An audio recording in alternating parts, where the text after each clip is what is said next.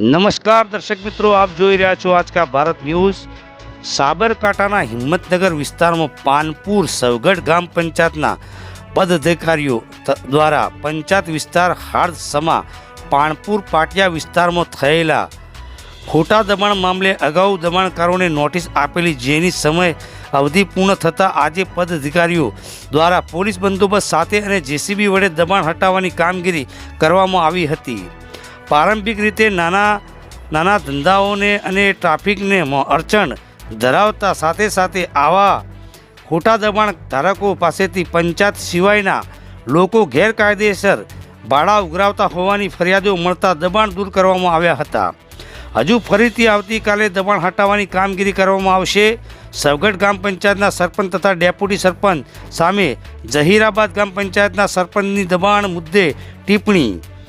જહીરાબાદ ગામ પંચાયતના સરપંચ તથા માલીવાડ ગામ પંચાયતના ડેપ્યુટી સરપંચ દ્વારા સવગઢ ગામ પંચાયતના સામે આંખ લાલ કરીને જહીરાબાદ ગામ પંચાયતના સરપંચ દ્વારા એવું કહેવામાં આવ્યું કે વર્ષોથી પાનપુર પાટિયા વિસ્તારમાં પોતાના બાપ દાદાની જગ્યા હોય અને લેન્ડ માફિયા કોમ્પ્લેક્સો અને બનાવી જેના પાર્કિંગની જગ્યામાં 50-100 ફૂટના શેડ બનાવી ભાડા પટ્ટા પર આપી અવૈધ તરીકે આ લેન્ડ માફિયાઓના દ્વારા વસૂલી કરવામાં આવે છે, જેની સામે સવગઢ ગામ પંચાયતની રહેમ નજર હેઠળ આ ધંધા ચાલી રહ્યા છે અને નાના વેપારીઓ જેવા કે લારી પર શાકભાજીનો ફળ ફ્રૂટને વ્યવસાય કરી પોતાનું ગુજરાન ચલાવે છે તે લોકોને સરપંચ દ્વારા નોટિસ તથા જાહેરમાં આ લોકોને હટાવવામાં આવી રહ્યા છે અને લેન્ડ માફિયાઓ સામે રહેમ નજર છે તેવું જહીરાબાદ ગામ પંચાયતના સરપંચ તથા માલીવાડા ગામ પંચાયતના ડેપ્યુટી સરપંચ દ્વારા કહેવામાં આવ્યું હતું।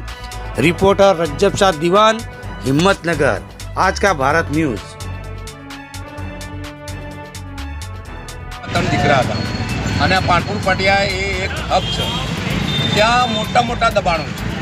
લારી ફેરવી ગુજરાન ચલાવતા માણસોને તમે હેરાન કરી શું સાબિત કરવા માંગો? તમે સાંજે 500 રૂપિયા રોજી નથી આપી શકતા, એ ફરતી લારીઓ પર છે, એના માટે તમારે આટલો બધો જુલમ ક્યાં કરવાનો આવે? એટલે કાયદેસર જે લોકોએ ધોતિંગો બનાવી છે, આરસીસીની મોટી બિલ્ડિંગો બિનકાયદેસર જમીનોમાં બનાવી છે। 10,000 ફૂટ જમીન હોય ને 20,000 ફૂટનું દબાણ કરેલું। આ સર્વે નંબર 120 તમને આપેલું છે, નથી આપ્યું। પંચાયતના રોડ આશરે પાનપુર પાટિયા વિસ્તારમાં કેટલું દબાણ છે સરપંચ તમારા હિસાબે? તો જે લેન્ડ માફિયા છે એમને દબાણ કરવા સિવાય બીજો ધંધો જ નથી કરવો। કાલે એ પણ લારી ફેરવતા હતા।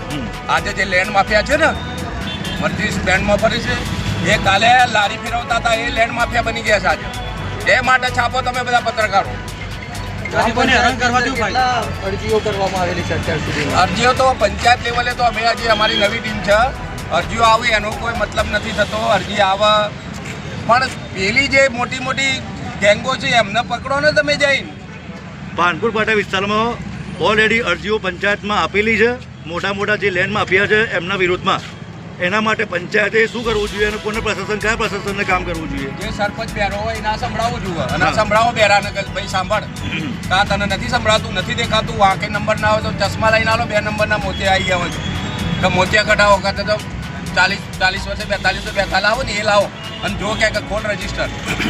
તમારી જહીરાબાદ પંચાયતમાં પણ આવા લેન્ડ માફિયા હશે, એના વિરુદ્ધમાં તમે શું કાર્યવાહી કરી? તમે આપો મને, મારો 1 મહિનો થયો છે, કાલે કાઢી નાખી લેન્ડ માફિયાના વિરુદ્ધ। તમે મને અરજી પહોંચાડો। લારીવાળાને ગરીબ ગુરબાને ગુજરાન જે રોજ સાંજે પીટ્યું ડરતો હોય એને તમે મારી નાખવાથી શું મતલબ? એને હેરાન ના કરો। કુદરતનો ઇન્સાફથી ને તો કુદરત અન્યાય થાય તો કોઈ જગ્યાનું નહીં રહે, એટલે મહેરબાની કરીને ઇન્સાફની વાત કરો। લારી ખોટી જગ્યાએ હોય, વચ્ચોવચ ઊભો રહેતો હોય તો એને હટાવી લો, પણ જ્યારે હવે ફરતું લારું કરતો હોય ને ડુંગળી બટાકા વેચીને ગુજરાન ચલાવતો હોય એના માટે આ બધું શું કરવાનું આવે? જે વર્ષોથી ટકી રહ્યો હોય ને દાદાગીરી કરતો હોય, તાનાશાહી ચલાવતો હોય તો એને તો હટાવવું પડે ને। એ તો તાનાશાહી ચલાવી જ ના લેવાય। આ પાછળ જ મારા માર્કેટ છે, એ પોતે જ બહાર બધા ઉભા રાખીને ભાડા વસૂલે છે, એના માટે એક્શન લો તમે। Okay, thank you.